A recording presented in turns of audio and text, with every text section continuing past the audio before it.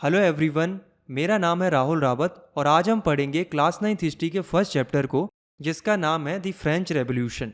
तो जैसा कि इस चैप्टर का नाम है द फ्रेंच रेवोल्यूशन, तो इस चैप्टर में हम यही जानेंगे कि फ्रांस सोसाइटी में रिवॉल्यूशन क्यों हुआ था और कैसे हुआ था, और इस रिवॉल्यूशन की वजह से फ्रांस की सोसाइटी में क्या क्या बदलाव आते हैं। हम इस चैप्टर को काफ़ी कम टाइम में बहुत ही इंटरेस्टिंग वे में कंप्लीट करेंगे। तो चलिए स्टार्ट करते हैं।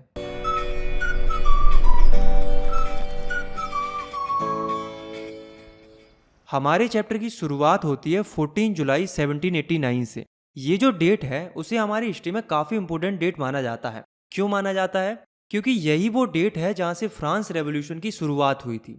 इस डेट को क्या होता है, फ्रांस के एक शहर पेरिस के अंदर कई सारे लोग सड़कों पर उतर आते हैं। इन हज़ारों लोगों को देखकर वहाँ का जो राजा था वो अपनी ट्रूप्स को ऑर्डर देता है कि जाओ और इन लोगों को टैकल करो। तो जब लोग इन ट्रूप्स को देखते हैं तो लोगों के बीच में र्यूमर्स फैलने लगते हैं, मतलब अफवाह फैलने लगती है। ये अफवाह फैलने लगती है कि राजा उनके ऊपर ओपन फायर करने का आदेश देने वाला है। ये सब सुनकर वहाँ के लोग घबरा जाते हैं। तो घबराहट में आकर ये सभी लोग टाउन हॉल के सामने इकट्ठे हो जाते हैं। ये लोग काफ़ी ज़्यादा डरे हुए थे ओपन फायरिंग के रूमर्स से। तो ये लोग डिसाइड करते हैं कि ऐसे मरने से अच्छा है कि क्यों ना लड़के मरा जाए। तो ये सारे लोग गवर्नमेंट बिल्डिंग्स में घुस जाते हैं, ये उम्मीद में कि वहाँ उन्हें कई सारे वेपन्स मिल जाएंगे जिनकी मदद से वो अपने आप को प्रोटेक्ट कर सकते हैं। लाखों लोग इन्हीं वेपन्स की सर्च में बास्टिल जेल में घुस जाते हैं। देखते ही देखते सिचुएशन आउट ऑफ कंट्रोल हो जाती है और वे लोग उस जेल के कमांडर को ही मार देते हैं। इसके बाद ये लोग उस जेल में मौजूद जितने भी कैदी थे उन सबको आज़ाद कर देते हैं। दोस्तों, पेरिस के जो लोग थे ना, वो इस बेस्टिल प्रिजन से काफ़ी ज़्यादा नफरत करते थे। क्यों करते थे? क्योंकि ये जेल किंग के अनजस्टिस और डेविल रूल्स को दर्शाती थी। मतलब राजा इस जेल के माध्यम से लोगों के ऊपर काफ़ी ज़्यादा अत्याचार करता था, इसलिए लोग इस जेल से काफ़ी ज़्यादा नाराज़ थे। तो वो लोग क्या करते हैं, गुस्से में इस बास्टिल जेल को भी तोड़ देते हैं। जो नॉर्मल लोग थे उन्होंने इस स्टेप को एक अचीवमेंट के रूप में देखा, क्योंकि ये स्टेप किंग के अगेंस्ट में उठाया गया एक बड़ा कदम था। लोगों ने इसलिए बास्टिल प्रिजन के जो टूटे हुए टुकड़े थे उन्हें बाजार में बेचा और कई सारे लोगों ने इन पीसीस को खरीदा भी, क्योंकि लोग इन पीसीस को एक अचीवमेंट के रूप में देख रहे थे। यहीं से एक बहुत बड़े रिवॉल्यूशन की शुरुआत होती है, जिसके बाद पेरिस और आसपास की कई सारी जगहों पर कई सारे दंगे और प्रोटेस्ट होने लगते हैं। लेकिन दोस्तों, ऐसा किसी ने नहीं सोचा था कि ये प्रोटेस्ट इतना बढ़ जाएगा कि लोग आगे जाकर अपने राजा को ही मार देंगे। तो क्या थी पूरी कहानी, ये सब क्यों देखने को मिल रहा था? आइए शुरू से शुरू करते हैं और जानते हैं कि क्या था फ्रेंच रेवोल्यूशन। फर्स्ट टॉपिक है हमारा French society during the 18th century. Year 1774। ये वो साल थी जब फ्रांस में एक नया किंग बनता है जिसका नाम था लुइस 16। ये राजा इस समय केवल 20 साल का था, जो कि बर्बन फैमिली से बिलोंग करता था। लुइस 16 की शादी ऑस्ट्रिया की प्रिंसेस मैरी एंटोनिएट के साथ हुई थी। ये किंग बाकी राजाओं की तरह एक बहुत ही ग्रैंड और खूबसूरत पैलेस में रहता था, जिसका नाम था वर्साय पैलेस। चूंकि ये पैलेस बहुत बड़ा और लग्जरी था, इसलिए इस पैलेस का खर्चा बहुत ज़्यादा था। दोस्तों, जब लुइस 16 राजा बना था तो किंगडम का ट्रेजर यानी कि पैसा लगभग खत्म हो चुका था। क्यों खत्म हो चुका था? तो इसके पीछे कई रीजंस थे। पहला रीज़न तो वर्साइल पैलेस ही था, क्योंकि उसको मैनेज करने में बहुत खर्चा होता था। और दूसरा रीज़न था लंबे टाइम से चल रही वॉर्स। लुइस 16 ने क्या किया था, 13 अमेरिकन कॉलोनीज को ब्रिटेन से आज़ाद कराने में मदद की थी, क्योंकि ब्रिटेन उन 13 अमेरिकन कॉलोनीज के ऊपर अपना कब्जा किए हुए था। अब आप खुद सोचो कि राजा इतने वॉर लड़ेगा तो पैसा तो खर्च होगा ही, ऊपर से राजा कर्जे में भी आ जाता है। राजा के ऊपर 2 बिलियन लीवर का कर्ज तो पहले से ही था, लेकिन वॉर की वजह से कर्ज बढ़कर 3 बिलियन लीवर हो जाता है। लीवर उस समय की फ्रांस की करेंसी हुआ करती थी। राजा के ऊपर इतना कर्ज होना कोई छोटी बात नहीं थी। ऊपर से जिन लोगों ने राजा को लोन दिया था, अब वे लोग राजा से 10% इंटरेस्ट की मांग कर रहे थे। तो अब आप खुद सोचो कि राजा बेचारा करे तो करे क्या। राजा के ऊपर लोन का प्रेशर, ऊपर से उसके ऊपर इंटरेस्ट का प्रेशर, इनके अलावा आर्मी का खर्च, ऑफिसेस, यूनिवर्सिटीज, कोर्ट्स, इन सब की रिस्पॉन्सिबिलिटी राजा के सर पर ही थी। इसलिए राजा ने मजबूरी में आकर जनता के ऊपर टैक्स बढ़ा दिया। अब दोस्तों, क्या लगता है आपको कि ऐसा करने से राजा की समस्या सॉल्व हो गई थी? नहीं, बल्कि ऐसा करने से राजा की समस्या और ज़्यादा बढ़ गई थी। देखो क्या था, 18th सेंचुरी में फ्रांस सोसाइटी 3 स्टेट्स में बटी हुई थी। मतलब सिंपली फ्रांस के लोग 3 हिस्सों में बटे हुए थे। सबसे ऊपर यानी कि फर्स्ट स्टेट में आते थे क्लर्जी। क्लर्जी वो लोग होते थे जो चर्च की रिचुअल और रिलीजियस सेरेमनी परफॉर्म करते थे, जिन्हें हम अपनी भाषा में पुजारी भी कह सकते हैं। सेकेंड स्टेट में आते थे नोबेलिटी। नोबेलिटी मतलब ऐसे लोग जो रॉयल फैमिली से बिलोंग करते थे, मतलब राजा और राजा के सगे संबंधी लोग। यानी कि राजा का परिवार हो गया और उसके रिलेशन वाले लोग इसी स्टेट में आते थे। और फ्रांस सोसाइटी में सबसे नीचे यानी कि थर्ड स्टेट में आते थे नॉर्मल लोग, यानी कि businessman, merchant, court officials, peasants, artisans, labours, servants. मतलब मुख्य रूप से जितने भी किसान और मजदूर थे वो इसी स्टेट में आते थे। कहने का मतलब ये है कि फ्रांस सोसाइटी के अंदर जितने भी कमजोर लोग थे वो थर्ड स्टेट में आते थे। और दोस्तों हैरानी की बात तो ये थी कि केवल थर्ड स्टेट के लोग ही टैक्स पे करते थे। मतलब राजा केवल इन्हीं थर्ड स्टेट के लोगों से टैक्स लेता था। बाकी फर्स्ट और सेकंड स्टेट के लोगों से कोई भी टैक्स नहीं लिया जाता था। बल्कि इन फर्स्ट और सेकंड स्टेट के लोगों को तो प्रिविलेजेस मिलते थे, मतलब अलग से कई सारे अधिकार मिलते थे और रिस्पेक्ट मिलती थी। लेकिन थर्ड स्टेट के लोगों को कोई भी रिस्पेक्ट नहीं दी जाती थी। फ्रांस की 90% पॉपुलेशन पीजेंट्स थी, मतलब किसान थी। इसका मतलब ये बिल्कुल नहीं था कि इनके पास बहुत सारी जमीनें होंगी, बल्कि ऐसा तो था ही नहीं। ये तो केवल नाम के ही किसान थे। जमीनें तो केवल फर्स्ट और सेकंड स्टेट के लोगों के पास होती थी। पूरी जमीन का 60% हिस्सा तो फर्स्ट और सेकंड स्टेट के लोग ही ओन करते थे। इसलिए जितने भी किसान थे वो मजबूर होकर इन्हीं की लैंड पर काम करते थे, जो कि रेंटेड होती थी। कहने का मतलब ये है कि थर्ड स्टेट के लोगों के ऊपर काफी ज्यादा अत्याचार हो रहा था, खास करके पीजेंट्स के ऊपर। एक तो वो पहले से ही गरीब थे, ऊपर से उन्हें काफी ज्यादा टैक्स भी देना पड़ रहा था। 3 तरह के टैक्सेस उन्हें देने पड़ रहे थे। पहले थे टैक्स, जिन्हें धार्मिक टैक्स भी बोला जाता है। इसमें चर्च किसानों से फसल का 10वां हिस्सा टैक्स के रूप में वसूल करता था। मतलब फसल का जितना भी प्रोडक्शन होता था उसका 10% हिस्सा चर्च ले जाती थी। दूसरे तरह के टैक्सेस होते थे डायरेक्ट टैक्सेस, जिन्हें टाइल बोला जाता था, जो कि राजा के द्वारा थर्ड स्टेट के लोगों से लिए जाते थे। केवल इतना ही नहीं, राजा केवल डायरेक्ट टैक्स नहीं लेता था, बल्कि कई सारे इनडायरेक्ट टैक्सेस भी लेता था, जो कि रोजमर्रा की चीजों पर लगते थे, जैसे कि सॉल्ट एंड टोबैको। इस तरह की चीजों से भी टैक्स लिया जाता था। तो ये 3 तरह के टैक्सेस लिए जाते थे। कहने का मतलब ये है कि पूरे के पूरे स्टेट की यानी कि फ्रांस की फाइनेंशियल नीड इन गरीब लोगों के टैक्सेस से पूरी की जा रही थी, जो कि बहुत ज़्यादा गलत था। आगे हम ये देखते हैं कि सिचुएशन और ज़्यादा कैसे बिगड़ती है। Struggle to survive.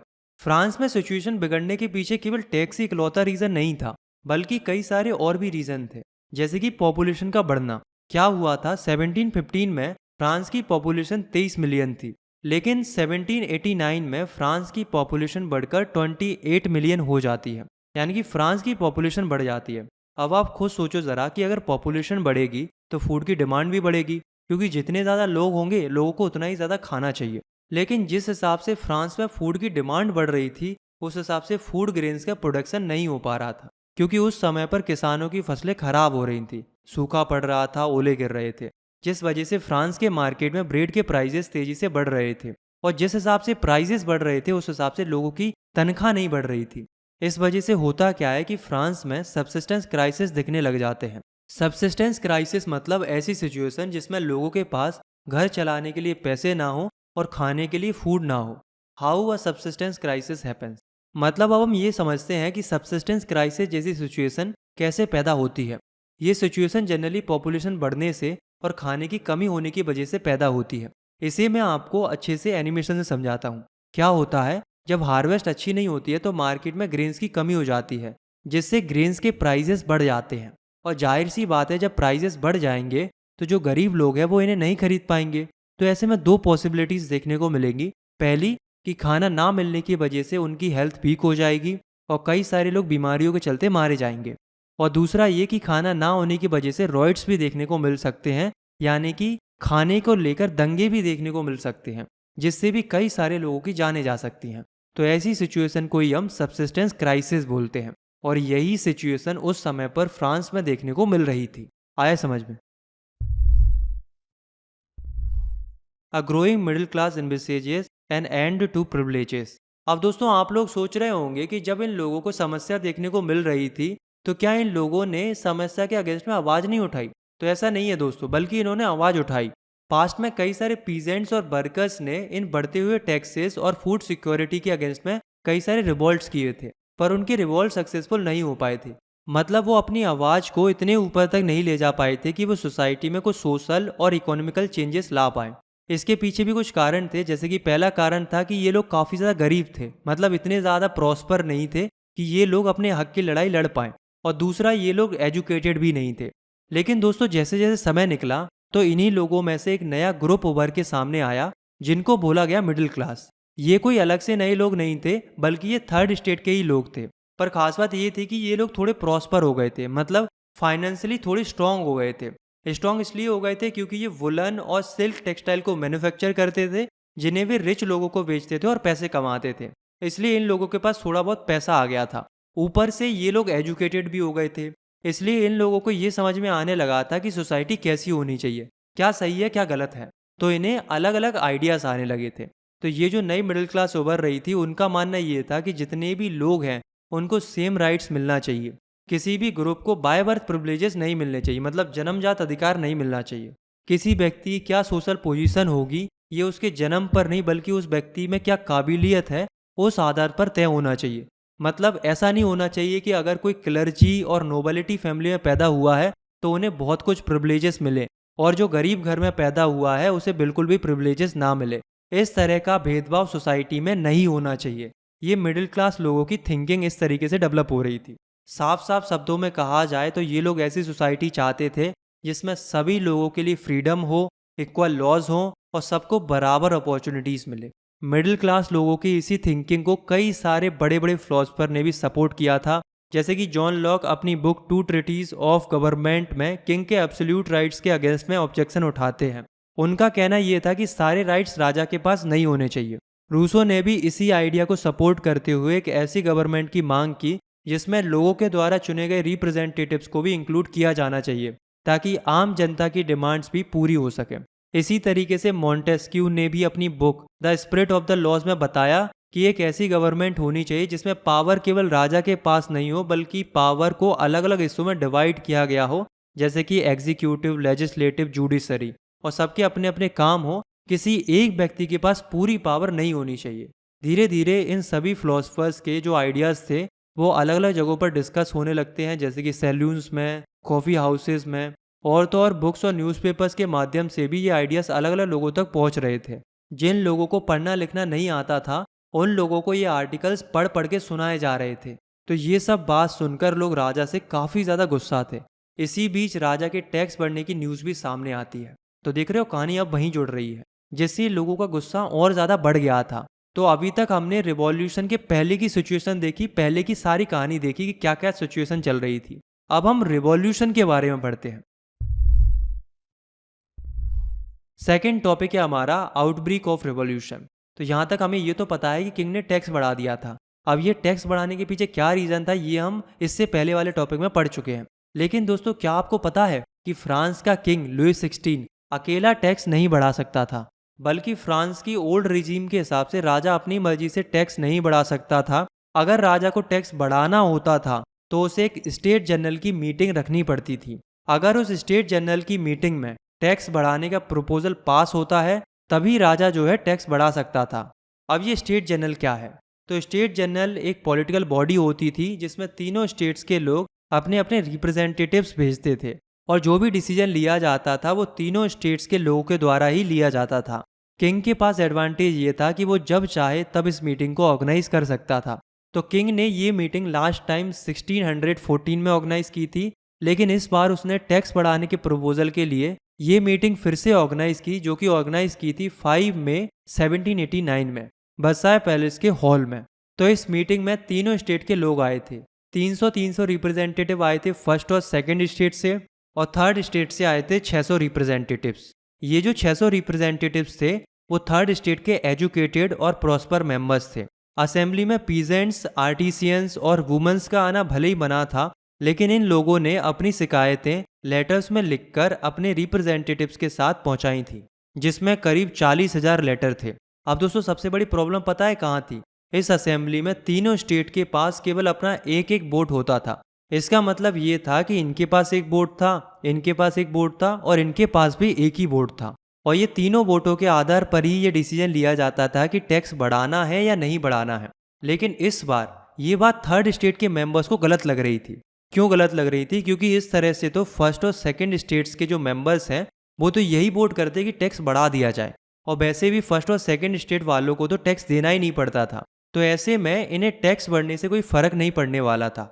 क्योंकि आप खुद सोचो कि अगर हर एक स्टेट के पास एक ही वोट होगा तो पक्की बात है कि राजा के सपोर्ट में 2 वोट हो ही जाएंगे, क्योंकि क्लर्जी तो हमेशा से ही किंग के सपोर्टर थे, तो इस तरीके से तो वो टैक्स का प्रपोजल आसानी से पास कर सकते थे। इसलिए थर्ड स्टेट वाले लोग ये डिमांड कर रहे थे कि स्टेट की बजाय हर एक इंडिविजुअल से वोट लिया जाए, पर राजा ने उनकी ये शर्त नहीं मानी। ये सारे लोग नाराज होकर असेंबली से चले गए। इसके बाद 20 जून को ये थर्ड स्टेट के सभी मेंबर्स वर्साइल के एक टेनिस कोर्ट में इकट्ठे होते हैं और ये सभी मेंबर एक नए कॉन्स्टिट्यूशन बनाने की शपथ लेते हैं। मतलब ये कहते हैं कि अब हम एक नया कॉन्स्टिट्यूशन बनाएंगे जिससे राजा की पावर को कम किया जा सके। तो ये लोग अपने आप को एक नेशनल असेंबली डिक्लेयर कर देते हैं और ये लोग कसम खाते हैं कि जब तक वो फ्रांस के लोगों के लिए कॉन्स्टिट्यूशन ड्राफ्ट नहीं कर लेते तब तक वो चैन से नहीं बैठेंगे। इस असेंबली को लीड कर रहे थे मिराबियो और एबेसियस। खास बात पता है क्या थी कि मिराबियो एक नोबल फैमिली से बिलोंग करते थे, पर स्टिल वो थर्ड स्टेट के लोगों को सपोर्ट कर रहे थे। इसलिए सपोर्ट कर रहे थे क्योंकि उन्हें थर्ड स्टेट की प्रॉब्लम समझ आ रही थी। इन्होंने वर्साय में इकट्ठे हुए लोगों के लिए एक बहुत ही पावरफुल स्पीच दिया था ताकि लोग इंकरेज हो सके। इसी तरीके से जो एबेसियस थे वो भी एक प्रीस्ट फैमिली से बिलोंग करते थे, लेकिन फिर भी वे इन थर्ड स्टेट के लोगों के लिए लड़ रहे थे। जब नेशनल असेंबली बिजी थी कॉन्स्टिट्यूशन ड्राफ्ट करने में, तब वर्साई के बाहर की कंडीशन ठीक नहीं चल रही थी। बाहर की कंडीशन बिगड़ती जा रही थी। क्यों बिगड़ती जा रही थी? क्योंकि वेदर कंडीशन खराब होने के कारण लोगों की फसलें उस साल खराब हो गई थी, जिस वजह से ब्रेड ज़्यादा नहीं बन पा रहा था। उस समय पर फ्रांस में लोग डेली बेसिस पर ब्रेड ही खाते थे। अब चूंकि फसलें खराब हो गई थी तो ब्रेड के प्राइजेस भी मार्केट में बढ़ गए थे, तो लोग ब्रेड्स के लिए तरस रहे थे। ऊपर से जो बेकरी वाले थे ना, वो मौके का फ़ायदा उठाते थे। वो क्या करते थे, ज़्यादा से ज़्यादा ब्रेड को इकट्ठा करके रख लेते थे अपने पास, जिस वजह से मार्केट में ब्रेड्स की बहुत ज़्यादा कमी हो गई थी। तो लोग लंबी लंबी लाइंस में बेकरीज के सामने खड़े रहते थे। इसी लंबी लाइन से परेशान होकर कुछ महिलाओं को गुस्सा आ जाता है और वो बेकरी में जाकर तोड़फोड़ मचा देती हैं और सारे ब्रेड्स को लूटकर उनका ब्रेड पकौड़ा बना के खा जाती हैं। It's just a joke. तो जैसे ही वुमेन्स बेकरी में तोड़फोड़ मचा देती हैं तो राजा अपनी ट्रूप्स को ऑर्डर करता है कि जाओ पेरिस में एंटर करो और सिचुएशन को कंट्रोल करो। पर होता उल्टा है, सिचुएशन आउट ऑफ कंट्रोल हो जाती है और लोग 14 जुलाई 1789 को बेस्टिल जेल को तोड़ देते हैं। तो यहाँ हमारी कहानी वहीं पहुँच गई जहाँ से हमारे चैप्टर की शुरुआत हुई थी। मतलब कहानी को कनेक्ट करो। अब बास्टिल जेल तोड़ दिया था, क्यों तोड़ा था, ये पूरी कहानी पूरा बैक हमें समझ में आ गया। अब दोस्तों ऐसा नहीं था कि ये रिवॉल्यूशन केवल शहरों तक ही सीमित था, बल्कि ये रिवॉल्यूशन कंट्री साइड में भी बढ़ रहा था। कंट्री साइड मतलब विलेज एरियाज में, मतलब गांव के इलाकों में भी ये रिवॉल्यूशन बढ़ रहा था। कंट्री साइड में ये अफवाह फैल रही थी कि राजा ने उनकी पकी पकाई फसलों को बर्बाद करने के लिए लोगों को भेजा है, जिस वजह से गांव के किसानों में डर का माहौल था। तो उन्होंने फील्ड पर यूज किए जाने वाले इक्विपमेंट जैसे कि ह्यू यानी कि फावड़ा और पिच फॉक्स, इन चीजों को हटाया और सेटोस पर अटैक कर दिया। सेटोस किंग और नोबल्स के लोगों के कैस्टल्स को कहा जाता था। इन लोगों ने वहां जाकर इकट्ठे किए हुए ग्रेन्स को लूट लिया और लैंड ड्यूज से रिलेटेड जितने भी रिकॉर्ड्स थे उनको जला दिया, जिसके बाद कई नोबल्स को कंट्री छोड़कर भागना पड़ा। इतना सब देखकर फाइनली लुइस 16 को नेशनल असेंबली के सामने झुकना पड़ा। मतलब नेशनल असेंबली ने जो कॉन्स्टिट्यूशन बनाया था उसे एक्सेप्ट करना पड़ा। इसके बाद 4 अगस्त 1789 की रात में एक नया लॉ पास होता है, जिसके बाद सारे प्रिविलेजेस और फ्यूडल सिस्टम्स को हटा दिया गया। इसके साथ साथ उन टैक्सेस को भी हटा दिया जो चर्च के द्वारा थर्ड स्टेट के लोगों से लिया जाता था, यानी कि टाइथ को हटा दिया जाता है। और तो और चर्च से उनकी ज़मीनें भी छीन ली जाती हैं। अब दोस्तों ये सब करने से गवर्नमेंट को भी फ़ायदा होता है, क्योंकि इतने टैक्सेस हटाने के बाद और लैंड को गवर्नमेंट के अंडर करने के बाद उनके पास जो एसेट्स और जो वेल्थ थी वो लगभग 2 बिलियन लीवर्स की हो गई थी। अब आप लोग सोच रहे होंगे कि अब तो सारी प्रॉब्लम्स ही सॉल्व हो गई है, क्योंकि कॉन्स्टिट्यूशन आ गया था, किंग ने एक्सेप्ट भी कर लिया था उसे, तो अब तो किसी को कोई प्रॉब्लम नहीं होनी चाहिए, है ना। लेकिन नहीं दोस्तों, प्रॉब्लम तो अभी भी थी। अब क्या प्रॉब्लम थी ये हम आगे बढ़ेंगे, लेकिन उससे पहले हम ये जान लेते हैं कि नेशनल असेंबली ने जो नया कॉन्स्टिट्यूशन बनाया था वो कैसा था। चलिए जानते हैं। फ्रांस बिकम आ कॉन्स्टिट्यूशनल मोनार्की। मतलब फ्रांस में कॉन्स्टिट्यूशन आने के बाद फ्रांस एक कॉन्स्टिट्यूशनल मोनार्की बन गया था। मतलब किंग तो रहेगा लेकिन काम कॉन्स्टिट्यूशन के हिसाब से होगा। नेशनल असेंबली ने फ्रांस के कॉन्स्टिट्यूशन को 1791 तक पूरी तरीके से कंप्लीट कर दिया था। इस कॉन्स्टिट्यूशन का मेन एम था राजा की पावर को कम करना। इसलिए इस कॉन्स्टिट्यूशन में सारी पावर एक इंसान को ना देकर इसे इस तरीके से बनाया गया था जिसमें पावर डिफरेंट इंस्टीट्यूशंस में बटी हो, जैसे कि लेजिस्लेचर, एग्जीक्यूटिव एंड जुडिशरी। कहने का मतलब ये है कि कॉन्स्टिट्यूशन के हिसाब से अब पावर केवल राजा के पास नहीं रही थी, बल्कि उसे 3 अलग अलग इंस्टीट्यूशन के बीच में बांट दिया गया था, जिन्हें लेजिस्लेचर, एग्जीक्यूटिव एंड जुडिशरी बोला गया। लेजिस्लेचर लॉज बनाएगी, एग्जीक्यूटिव इन्हें इम्प्लीमेंट करेंगे और जुडिशरी विवाद सुलझाएगी। तो ये था फ्रांस का नया मॉडल। तो फ्रांस का ये नया मॉडल आखिर दिखता कैसा था, इसे हम एनिमेशन की हेल्प से थोड़ा और अच्छे से समझते हैं। तो देखो, नए मॉडल में लेजिस्लेचर में आती थी नेशनल असेंबली, जिसमें 745 मेंबर्स होते थे। एग्जीक्यूटिव में आते थे किंग और मिनिस्टर्स, और जुडिशरी में आते थे जज। अब जो नेशनल असेंबली थी वो राजा के ऊपर कंट्रोल रखती थी, मतलब राजा नेशनल असेंबली के बनाए गए लॉज के हिसाब से काम करेगा। राजा के पास केवल एक ही पावर थी, जो कि थी वीटो पावर। वीटो पावर का मतलब ये था कि राजा को अगर कोई लॉ पसंद नहीं आता है तो राजा नेशनल असेंबली से कह सकता था, बस यही पावर थी। साथ में जो मिनिस्टर्स होते थे उनके ऊपर भी नेशनल असेंबली का ही कंट्रोल रहता था। अब नेशनल असेंबली में 750 मेंबर्स कौन कौन से होंगे, ये डिसाइड करने का काम फ्रांस की जनता करती थी। कैसे? फ्रांस की टोटल पॉपुलेशन थी 28 मिलियन। अब इन 28 मिलियन में से मात्र 4 मिलियन लोग ही ऐसे थे जिन्हें वोटिंग राइट्स थे, मतलब ये वोट डाल सकते थे, जिन्हें एक्टिव सिटीजन्स बोला गया। एक्टिव सिटीजन्स की कैटेगरी में वे लोग आते थे जो कि मेन हो और जिनकी उम्र 25 साल से ऊपर हो, और बाकी के बचे हुए जितने भी लोग थे उन्हें पैसिव सिटीजन्स की कैटेगरी में रखा गया था, मतलब इन्हें वोटिंग राइट्स नहीं दिए गए थे। इनमें वो लोग थे जो टैक्स पेयर नहीं थे, साथ में महिलाएं भी इसी कैटेगरी में आती थी क्योंकि उन्हें भी तब वोटिंग राइट्स नहीं दिए गए थे। साथ में बच्चे और 25 साल से नीचे वाले लोग इसी कैटेगरी में आते थे। तो जो एक्टिव सिटीजन्स थे वे ही अपनी मर्जी से 50,000 मेंस को चुनते थे, जिन्हें इलेक्टर्स बोलते थे, और यही इलेक्टर्स नेशनल असेंबली के लिए 745 मेंबर्स को चुनते थे। तो इस तरीके से नेशनल असेंबली के मेंबर्स को चुना जाता था, और जो जज होते थे उन्हें एक्टिव सिटीजन्स डायरेक्टली चुनते थे। तो ये था फ्रांस का नया पॉलिटिकल सिस्टम, जो कि नए कॉन्स्टिट्यूशन के हिसाब से बना था।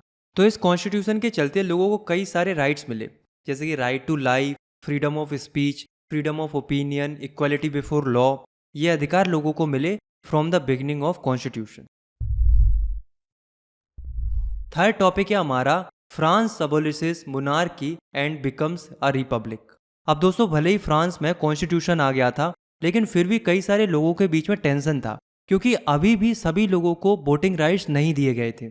अभी भी लोग पूरी तरीके से खुश नहीं थे। ऊपर से जो किंग था यानी कि लुइस 16 था, वो भी खुश नहीं था, क्योंकि आप खुद सोचो ना कि कौन राजा चाहेगा कि उसकी पावर कम हो। इसलिए राजा क्या करता है, अपनी नेबरिंग कंट्रीज के साथ प्लान्स बनाने लगता है। वो ये सोचता है कि क्यों ना नेबरिंग कंट्रीज के साथ मिलकर नेशनल असेंबली को ही खत्म कर दिया जाए। इसके लिए लुइस 16 प्रूसिया और ऑस्ट्रिया के रूलर्स के साथ प्लानिंग करता है कि फ्रांस में ट्रूप्स भेजी जाएं और नेशनल असेंबली के अगेंस्ट में वॉर कर दी जाए। प्रूसिया और ऑस्ट्रिया के जो रूलर थे वो इस बात के लिए इसलिए मान गए क्योंकि उन्हें भी ये डर था कि कहीं उनके देश में भी ऐसी हालत ना आ जाए। लेकिन दोस्तों, लुइस 16 या उसके आसपास के देश कुछ कर पाते उससे पहले ही नेशनल असेंबली खुद ही 1792 में प्रूसिया और ऑस्ट्रिया के अगेंस्ट में वॉर डिक्लेयर कर देती है। मतलब नेशनल असेंबली भी लाइक तुम क्या आओगे, हम ही आ जाते हैं। इस वॉर में नेशनल असेंबली इन दोनों स्टेट्स को हरा देती है। इस वॉर में कई सारे वॉलेंटियर्स ने आर्मी के रूप में पार्टिसिपेट किया था। इसलिए किया था क्योंकि लोग इस वॉर को एक नॉर्मल वॉर की तरह नहीं देख रहे थे, बल्कि वे इस वॉर को किंग्स और एरिस्टोक्रेसी के अगेंस्ट की लड़ाई समझ रहे थे।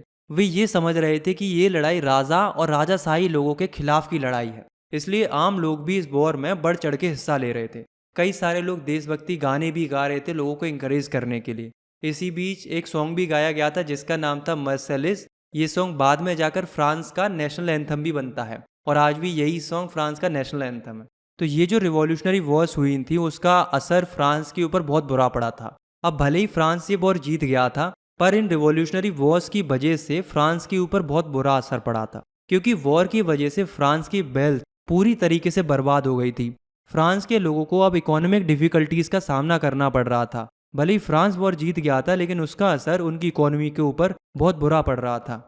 अब दोस्तों, आप थोड़ा याद करो कि फ्रांस के कॉन्स्टिट्यूशन में हमने पढ़ा था कि जो वोटिंग राइट्स थे वो केवल वेल्थी लोगों के पास थे, मतलब ऐसे लोगों के पास थे जिनके पास टैक्स भरने का पैसा था।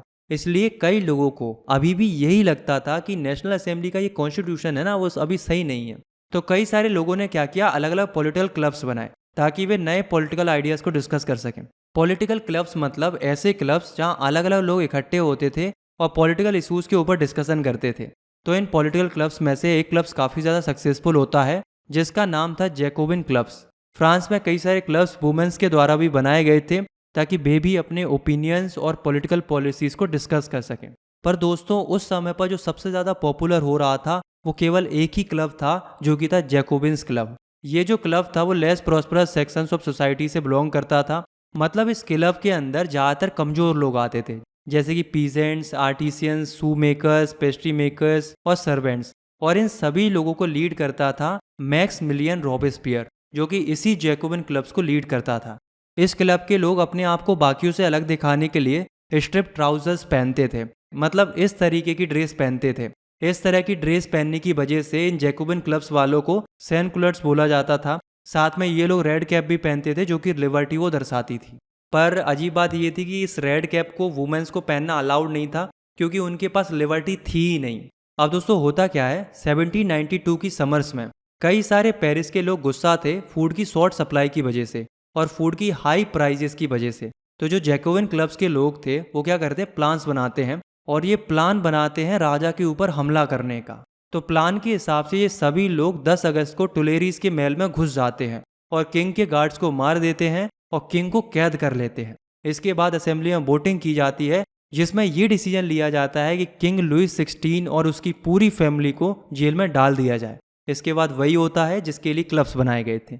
फाइनली कॉन्स्टिट्यूशन में चेंजेस किए जाते हैं और सभी मेंस को वोटिंग राइट्स दे दिए जाते हैं, भले ही उसके पास बेल्ट हो या नहीं हो। साथ ही साथ वोट करने के लिए जो मिनिमम एज 25 थी उसे भी अब 21 कर दी जाती है। और 21 सितंबर 1792 को फ्रांस में से मोनार्की को पूरी तरीके से हटा दिया जाता है और फ्रांस को एक रिपब्लिक नेशन डिक्लेयर कर दिया जाता है। मतलब अब फ्रांस एक रिपब्लिक नेशन बन चुका था, जहां लोग वोट कर सकते थे और अपने लीडर्स को चुन सकते थे। बाद में 21 जनवरी 1793 को प्लेस दी ला कॉन्कार्ड में लुइस 16 को देशद्रोह के आरोप में पब्लिकली एग्जीक्यूटेड कर दिया जाता है, मतलब मार दिया जाता है। इसके बाद लुइस 16 की वाइफ मैरी एंटोनियट के साथ भी यही किया जाता है। अब दोस्तों ना तो लुइस 16 बचा था और ना ही अब नेशनल असेंबली बची थी। तो अब आप ही बताओ कि अब आगे गवर्नमेंट किसने संभाली होगी। तो गवर्नमेंट उसी ने संभाली जिसकी लीडरशिप में जैकोबिन्स क्लब था, यानी कि मैक्समिलियन रॉबेस्पियर ने। तो आइए अब हम ये देखते हैं कि मैक्समिलियन रॉबेस्पियर अब आगे क्या करता है। The reign of terror. दोस्तों 1793 से लेकर 1794 का जो पीरियड था उसे रीजन ऑफ टेरर बोला गया है, मतलब आतंक का शासन बोला गया है। क्यों बोला गया है? क्योंकि जो मैक्समिलियन रॉबेस्पियर था उसकी पॉलिसीज बहुत ज़्यादा स्ट्रिक्ट और डोमिनेटिंग थी। रॉबेस्पियर सबको अपने कंट्रोल में रखना चाहता था, इसलिए रॉबेस्पियर क्या करता था कि अगर उसे किसी भी पर्सन पर ज़रा भी डाउट होता था या वो उसके अगेंस्ट जा सकता था तो रॉबेस्पियर उसको सीधा जेल में डलवा देता था। चाहे वो एक्स नोबल्स हो, चाहे वो दूसरी पार्टी का मेंबर हो, चाहे वो क्लर्जी हो, चाहे वो उसकी खुद की ही पार्टी का मेंबर ही क्यों ना हो। अगर उसे ऐसा लगता था कि वो उसके अगेंस्ट जा सकता है तो वो उसे सीधा अरेस्ट करवा देता था और फिर कोर्ट में केस लड़ा जाता था। अगर वो व्यक्ति गिल्टी पाया जाता था तो उसे सीधा गुलेटिन कर दिया जाता था। गुलेटिन एक डिवाइस होता था जिसे उस समय पर फ्रांस के अपराधियों को सजा देने के लिए इस्तेमाल किया जाता था। इसमें 2 पोल होते थे और बीच में एक ब्लेड होता था जिससे उस क्रिमिनल को बी हेडेड कर दिया जाता था, मतलब बॉडी से सर को अलग कर दिया जाता था। मतलब बड़ा ही खतरनाक सा डिवाइस था। इस डिवाइस को गुलेटिन इसलिए कहा जाता था क्योंकि इसको डॉक्टर गुलेटिन ने इन्वेंट किया था। दूसरी ओर रॉबेस्पियर की गवर्नमेंट क्या करती है, चीज़ों के प्राइजेस फिक्स कर देती है, क्योंकि रॉबेस्पियर इक्वलिटी लाना चाहता था। चीज़ों के प्राइजेस फिक्स होने की वजह से अब मार्केट में जो भी चीज़ बेची जाएगी उन्हें फिक्स रेट पर ही बेचा जाएगा और कोई भी सेलर जो फिक्स की गई रेट है उससे ज़्यादा रेट पर नहीं बेच सकता था। इस वजह से क्या होता है कि जो फार्मर्स और पीजेंट्स थे उन्हें भी अपनी क्रॉप्स को इन्हीं फिक्स्ड प्राइजेस पर सेल करनी पड़ रही थी, जिससे किसानों को काफ़ी ज़्यादा लॉस हो रहा था। इसके अलावा रॉबेस्पियर ने इक्वलिटी लाने के लिए कई सारे कठोर स्टेप और भी लिए थे, जैसे कि उसने खाने पर भी रिस्ट्रिक्शन लगा दिया था। उसने कहा था कि सब एक ही तरह के आटे से बना हुआ ब्रेड खाएंगे। साथ में उसने बोलने पर भी रिस्ट्रिक्शन लगा दिया था कि कोई भी सर और मैडम नहीं बोलेगा। सभी लोगों को इक्वलिटी के साथ ही सिटीजन्स के रूप में देखा जाएगा। इतना ही नहीं, रॉबेस्पियर ने चर्चेस को भी बंद करवा दिया और उनकी बिल्डिंग्स को बैरिक्स और ऑफिसेज में बदलवा दिया। रॉबेस्पियर की पॉलिसीज इतनी ज़्यादा स्ट्रिक्ट और मर्सिलियस थी कि खुद उन्हीं के पार्टी के मेंबर्स ही उनसे नफरत करने लग गए थे। जिसके बाद जुलाई 1794 में उसे कोर्ट में ट्राई किया जाता है, जिसमें वो कन्विक्टेड पाया जाता है और उसे नेक्स्ट डे ही गिलोटिन कर दिया जाता है, मतलब रॉबेस्पियर को भी मार दिया जाता है। अब क्या, अब तो रॉबेस्पियर भी मर गया। अब फ्रांस की गवर्नमेंट को आखिर कौन संभालेगा, आइए जानते हैं।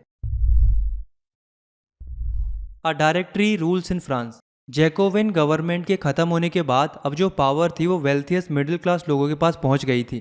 मतलब जो सोसाइटी के वेल्थियस्ट मिडिल क्लास लोग थे वो अब गवर्नमेंट को संभालने लगते हैं।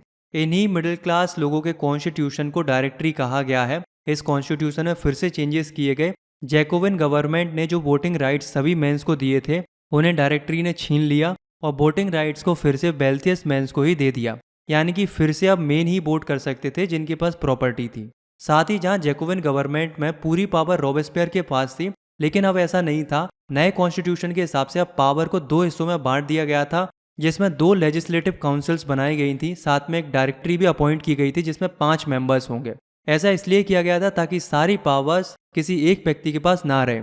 लेकिन इस पूरे सिस्टम में भी प्रॉब्लम्स थी। कई बार लेजिस्लेटिव काउंसिल्स और डायरेक्टरी के बीच में क्लैशेस या लड़ाइयाँ देखने को मिलती थी। वहीं कई बार डायरेक्टरी के मेंबर्स के बीच में भी आपस में ही क्लैशेस देखने को मिल जाते थे, जिसकी वजह से पॉलिटिकल इनस्टेबिलिटी बढ़ रही थी।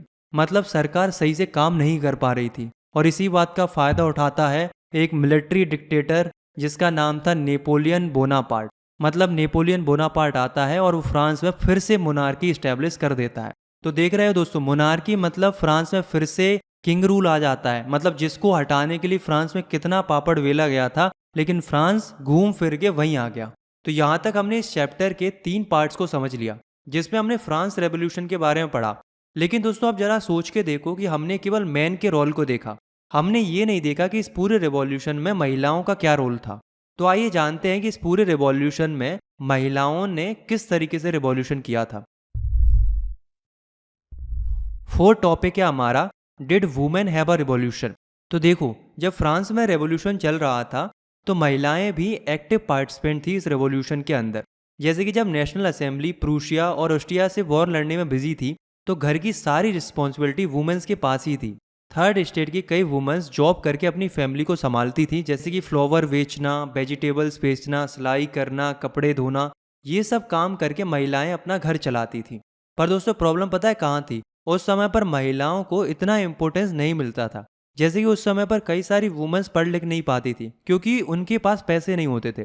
थर्ड स्टेट के जो अमीर लोग होते थे या नोबल्स होते थे वो ही अपनी डॉटर्स को कन्वेंट में पढ़ने के लिए भेज पाते थे क्योंकि उनके पास पैसा होता था। उसके बाद उनकी शादी कर दी जाती थी जहां उन्हें अपनी फैमिली का ख्याल रखना पड़ता था। साथ ही खाना बनाना, पानी भरना, बच्चे पालना, यहीं तक महिलाओं का जीवन सीमित था। महिलाएं जो काम करती थी ना उसमें भी उनके साथ नाइंसाफी होती थी। उन्हें हमेशा मेन से कम पैसा ही मिलता था, भले वो सेम काम ही क्यों ना कर रही हूँ। तो महिलाओं ने सोचा कि हमें भी कुछ ना कुछ करना पड़ेगा, हमें भी अपने हक की लड़ाई लड़नी पड़ेगी। जब लोग डिस्कस करने के लिए अलग अलग पॉलिटिकल क्लब्स बना रहे थे तो उस समय पर महिलाओं ने भी कई क्लब्स बनाए थे। लगभग 60 क्लब्स बनाए थे ताकि वे भी अपनी प्रॉब्लम्स को डिस्कस कर सके और अपनी आवाज़ उठा सके। तो जब जैकोबिन क्लब फेमस हो रहा था तो उस समय पर महिलाओं के भी 2 क्लब काफ़ी ज़्यादा फेमस हो रहे थे, जो कि थे the society of revolutionary and Republican women. ये उस समय के 2 फेमस क्लब थे जो कि स्पेशली वुमेन्स के थे। ये क्लब्स बनाने के पीछे महिलाओं की मेन डिमांड्स ये थी कि उन्हें भी सेम पॉलिटिकल राइट्स मिलने चाहिए जैसे मेंस को मिलते हैं। क्योंकि जब 1791 में कॉन्स्टिट्यूशन बना था तो उसमें महिलाओं को पैसिव सिटीजन्स में रख दिया गया था, जहां उन्हें वोटिंग राइट्स नहीं दिए गए थे। तो इस बात से महिलाएं काफ़ी ज़्यादा नाराज थीं, इसलिए वो चाहती थी कि उन्हें भी वोटिंग राइट्स मिले, वुमेन को भी इलेक्ट किया जाए ताकि वे भी पॉलिटिकल ऑफिसेज को होल्ड कर पाएं। हालांकि दोस्तों ऐसा नहीं था कि रिवॉल्यूशनरी गवर्नमेंट ने यानी कि नेशनल असेंबली ने महिलाओं के लिए कोई राइट्स नहीं दिए थे, बल्कि नेशनल असेंबली ने महिलाओं के हित के लिए कॉन्स्टिट्यूशन में कई ऐसे लॉज बनाए थे जो कि पहले महिलाओं के लिए नहीं थे। जैसे कि 1791 के कॉन्स्टिट्यूशन में सभी गर्ल्स को स्कूल जाना कंपलसरी कर दिया था। साथ ही गर्ल्स को अपनी मर्जी से शादी करने का भी राइट्स दिया गया था। मैरिज को भी एक कॉन्ट्रैक्ट की तरह बना दिया गया था जिसमें वुमेन्स अगर शादी से खुश नहीं होती थी तो वो फ्रीली डिवोर्स ले सकती थी। इस कॉन्स्टिट्यूशन के हिसाब से वुमेन किसी भी तरीके की ट्रेनिंग ले सकती थी और अपना खुद का बिजनेस भी शुरू कर सकती थी। ये सब तो ठीक था, लेकिन फिर भी महिलाओं की डिमांड तो इक्वल पॉलिटिकल राइट्स के लिए थी, जिस वजह से वुमेन का स्ट्रगल कंटिन्यू रहता है। जब नेशनल असेंबली खत्म हुई और जैकोबिन गवर्नमेंट आई तो उसने सारे वुमेन्स क्लब्स को ही बंद करवा दिया और उनकी पॉलिटिकल एक्टिविटीज़ को भी कम्प्लीटली बैन कर दिया। और जो भी वुमेन इसके अगेंस्ट आवाज़ उठाती थी उसे अरेस्ट करके एग्जीक्यूट कर दिया जाता था। पर दोस्तों इतना सब कुछ होने के बाद भी वुमेन का स्ट्रगल आगे लगभग 200 सालों तक कंटिन्यू रहता है। केवल फ्रांस में ही नहीं बल्कि वर्ल्ड की कई कंट्रीज़ में वोटिंग राइट्स के लिए स्ट्रगल किया जा रहा था, कई सारे मूवमेंट किए जा रहे थे, बट फाइनली 1946 में आकर फ्रांस में वुमेन को वोटिंग राइट्स मिल जाते हैं। फिफ्थ टॉपिक है हमारा द एबोलिशन ऑफ स्लेवरी। इस टॉपिक के माध्यम से हम ये जानेंगे कि उस समय फ्रांस में स्लेव्स की कंडीशन क्या थी। साथ ही हम ये पढ़ेंगे कि स्लेवरी को फ्रांस से कैसे हटाया गया। सबसे पहले तो हम ये जानते हैं कि ये स्लेवरी क्या होती है। तो स्लेवरी मतलब किसी को स्लेव या नौकर बना के रखना, इसी को स्लेवरी बोला जाता है। दोस्तों पुराने समय में फ्रांस में स्लेवरी काफ़ी ज़्यादा थी, मतलब लोगों को ज़बरदस्ती नौकर बना के उससे काम कराया जाता था। देखो क्या था, कैरिबियन आइलैंड में ऐसी कई कॉलोनीज थी जिन पर फ्रांस कब्जा किए हुए था, जैसे कि मार्टिनिक, गोंडेलूप, सैन डोमिंगो। इन जगहों पर फ्रांस का ही कब्जा था। इन जगहों पर सबसे ज़्यादा टोबैको, इंडिगो, शुगर, कॉफ़ी, इन सब का कल्टीवेशन किया जाता था। अब दोस्तों इन कॉलोनीज में काम करने के लिए यूरोपियंस तो तैयार नहीं होते थे, क्योंकि उन्हें वहाँ का वेदर सूट नहीं करता था।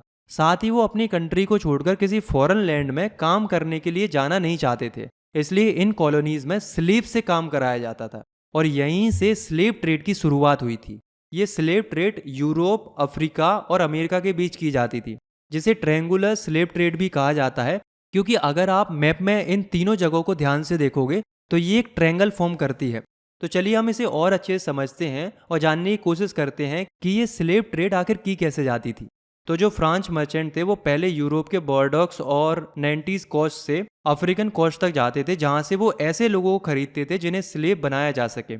इन खरीदे हुए स्लेव्स पर एक सील लगाई जाती थी या निशान बनाया जाता था। उसके बाद इन्हें बांधकर शिप में भरा जाता था, जहां से उन्हें करीबियन ले जाया जाता था। एटलांटिक ओशन से गुजरते हुए करीबियन पहुंचने में इन्हें करीबन 3 महीने लगते थे। तब तक ये स्लेव इसी तरीके से शिप में रहते थे। करीबियन पहुंचने के बाद इन स्लेव से काम कराया जाता था ताकि यूरोप के मार्केट में इंडिगो, कॉफ़ी ये सब पहुंचाया जा सके। दोस्तों जो लुईस 16 का टाइम पीरियड था उसमें स्लेवरी का क्रिटिसिज्म बहुत कम था, मतलब ज़्यादातर लोगों को इस स्लेवरी से कोई परेशानी नहीं थी। इसलिए लुईस 16 के टाइम पर स्लेवरी काफ़ी ज़्यादा देखने को मिल रही थी। लेकिन जब नेशनल असेंबली पावर में आई तो उन्होंने स्लेवरी को हटाने के बारे में बहुत सोचा, पर उन्होंने स्लेवरी को हटाया नहीं। क्यों नहीं हटाया? क्योंकि थर्ड स्टेट के जो प्रॉस्परस लोग थे वो इन्हीं स्लेवरीज के जरिए ही पैसा कमाते थे। आखिर में जब 1794 में जैकोबिन गवर्नमेंट पावर में आई तो जैकोबिन गवर्नमेंट ने इस स्लेवरी को पूरी तरीके से बैन कर दिया और जितने भी स्लेव्स फ्रांस की कॉलोनीज में काम कर रहे थे उन्हें भी आज़ाद कर दिया। पर दोस्तों ये ज़्यादा टाइम तक नहीं चलता है, क्योंकि जैकोबिन गवर्नमेंट के हटने के बाद नेपोलियन जब पावर में आता है तो वो स्लेवरी को री इंट्रोड्यूस कर देता है। मतलब नेपोलियन के टाइम पीरियड में फिर से स्लेवरी आ जाती है। लेकिन दोस्तों कई सालों के स्ट्रगल के बाद फाइनली 1848 में फ्रांस कॉलोनीज से स्लेवरी पूरी तरीके से एबोलिश कर दी जाती है। तो ये थी स्लेवरी की पूरी कहानी। इस टॉपिक में हमने जाना कि फ्रांस में स्लेवरी कैसे एबोलिश हुई। लास्ट टॉपिक है हमारा the revolution and everyday life. इस टॉपिक में मेनली हम ये जानेंगे कि 1789 के बाद लोगों की एवरीडे लाइफ में क्या क्या चेंजेस आए थे। इसमें हम 1789 के बाद का ही पीरियड क्यों पढ़ रहे हैं? तो ऐसा इसलिए क्योंकि 1789 से ही नेशनल असेंबली ने फ्रांस को संभाला था और इसके बाद से ही एवरीडे लाइफ में कई सारे बदलाव देखने को मिले थे। पहले क्या था, यानी कि 1789 से पहले फ्रांस में किंग का रूल था। तो उस समय पर लोगों को अगर कोई भी रिटन मटेरियल पब्लिश करना होता था तो उसके लिए उसे किंग से अप्रूवल लेना पड़ता था, तब जाके वो कोई रिटन मटेरियल पब्लिश कर पाता था। लेकिन जब 1789 में रिवोल्यूशनरी गवर्नमेंट आई, यानी कि नेशनल असेंबली जब पावर में आई, तो उसने सेंसरशिप को हटा दिया। सेंसरशिप के हटने से लोगों को फ्रीडम ऑफ स्पीच मिल गई, जिसका मतलब ये था कि अब लोग किसी की परमिशन लिए बिना पैम्पलेट्स, न्यूज़पेपर्स, बुक्स, आर्टिकल्स ये सब पब्लिश कर सकते थे। इसका फ़ायदा ये हुआ कि लोग अब ज़्यादा से ज़्यादा न्यूज़पेपर, आर्टिकल्स, प्रिंटेड पिक्चर्स ये सब प्रिंट करने लगे। ये सब प्रिंटेड मटेरियल्स केवल सिटीज़ में ही नहीं पहुँचे बल्कि गाँव में भी पहुँचे, जिस वजह से गाँव के लोग भी अलग अलग आइडियाज़ और न्यूज़ को पढ़ पाते थे। अब लोग अलग अलग इवेंट्स पर अपने ओपिनियंस भी दे सकते थे। साथ ही अगर उन्हें कोई बात पसंद नहीं आती थी तो वो उसे लिखकर अपोज भी कर सकते थे। जिन लोगों को पढ़ना लिखना नहीं आता था उनके लिए प्लेज, सॉन्ग्स एंड फेस्टिव प्रोसेसन्स ये सब बनाए जाते थे ताकि उन तक भी फिलोसफर्स के आइडियाज़ पहुंच सकें। लेकिन फिर 1804 में एंट्री होती है नेपोलियन बोनापार्ट की, जो खुद को फ्रांस का किंग बना लेता है। अब आप थोड़ा याद करो, हमने पढ़ा था कि डायरेक्टरी रूल जब आया था तो लोग आपस में ही लड़ते रहते थे, हमेशा लड़ाई होती रहती थी, मतलब पॉलिटिकल इनस्टेबिलिटी बनी रहती थी। तो इसी बात का फ़ायदा उठा के नेपोलियन पावर में आ गया था। नेपोलियन एक मिलिट्री डिक्टेटर था जिसने फ्रांस के ऊपर अपना कंट्रोल स्टेब्लिश कर लिया था। केवल इतना ही नहीं, नेपोलियन अपने आसपास के कंट्रीज के ऊपर भी अपना किंगडम स्टेब्लिश करना चाहता था और उसने किया भी। कुछ लोगों को नेपोलियन का रूल सही लगता था, इसलिए वे नेपोलियन को यूरोप के मॉडर्नाइजर के रूप में भी देख रहे थे। नेपोलियन ने ऐसे कई सारे काम किए थे जिससे लोग उसे मसीहा समझने लगे थे, क्योंकि वो ऐसे कई सारे लॉज लेकर आया था जो आज से पहले कभी नहीं लाए गए थे।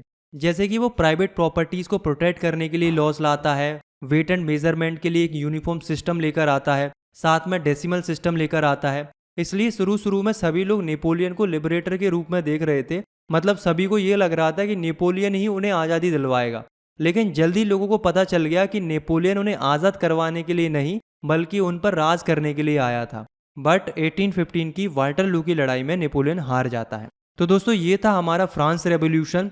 इस रेवोल्यूशन की वजह से फ्रांस सोसाइटी पर असर तो पड़ा ही पड़ा, साथ में दुनिया के अलग अलग देशों पर भी इसका इम्पैक्ट देखने को मिला।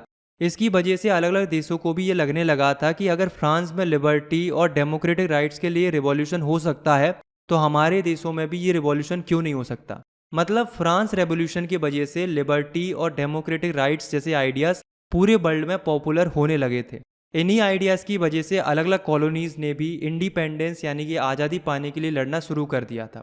तो यहाँ हमारा ये चैप्टर खत्म होता है। आई होप आपको ये वीडियो पसंद आई होगी। अगर आपको ये वीडियो पसंद आई तो आप इस वीडियो को लाइक कर सकते हो। और हाँ, अगर आपको सनलाइट स्टडी की वीडियोस पसंद आती हैं तो एक बार सनलाइट स्टडी चैनल को विजिट ज़रूर करना, जहाँ पर इसी तरीके की और भी काफ़ी ज़्यादा इंटरेस्टिंग वीडियोस चैनल पर अवेलेबल है।